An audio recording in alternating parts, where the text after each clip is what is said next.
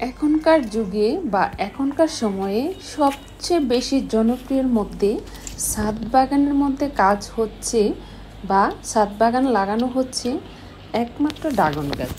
এটা আপনারা এবং আমরা সবাই জানি। ড্রাগন গাছের প্রতি মানুষের এতটাই আকৃষ্ট হয়েছে যা বলার বাইরে।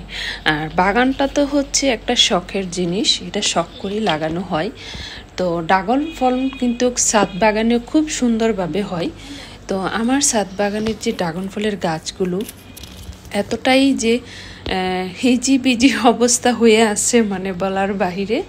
আমি ততটা গোছ কাজ করি না, তো ভাবলাম যে বাগানের যে ড্রাগন গাছটি একটু পরিচর্যা করব, একটু যত্ন করব, তাহলে যদি একটু ভালো হয়। এই দেখেন কি অবস্থা হয়ে আছে। তো যেগুলা কেটে দেওয়ার দরকার কেটে দিচ্ছি। আর একসাথে যদি গোড়া অনেকগুলা থাকে তাহলে কিন্তু গাছগুলাতে ফলন আসবে না।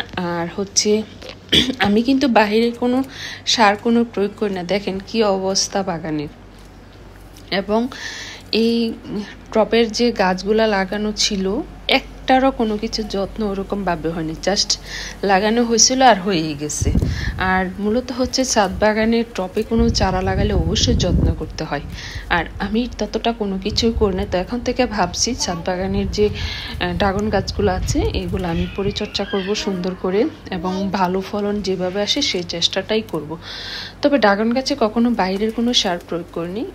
ডিমের খোসা প্লাস হচ্ছে পেঁয়াজের পানি এগুলোই আমি দিতাম, এমনিতে ফল ধরতো। তো এতে যদি আমি আরও বেশি পরিচর্যা করতাম, একটু যত্ন করতাম, তাহলে মনে হচ্ছে আরও ফল ধরতো।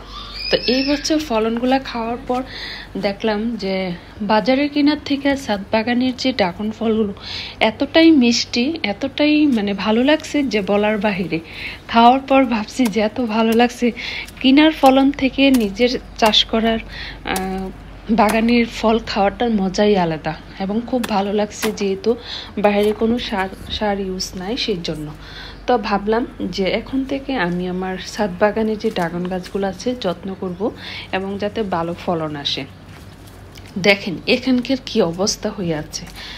এই যে এখন এই গাছের গোড়াটা আমি খুলে দিব, কারণ হচ্ছে যে একসাথে যদি এতগুলা গোড়া থাকে তাহলে কিন্তু ভালোভাবে উপরে উঠবে না, বা হচ্ছে এই গাছে আমি তো তেমন কোনো যত্ন করতে পারবো না। সেই জন্য আমি কিছু তুলে দিচ্ছি, তুলে দিয়ে আর একটা টবে লাগিয়ে দিব।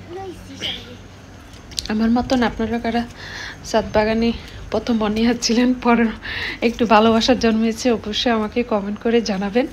এবং যে যেখানে আছেন সুস্থ থাকবেন, ভালো থাকবেন। এবং আমার চ্যানেলে যারা নতুন অবশ্যই চ্যানেলটি সাবস্ক্রাইব করবেন, এবং অলরেডি যারা করে ফেলেছেন সবাইকে অসংখ্য ধন্যবাদ।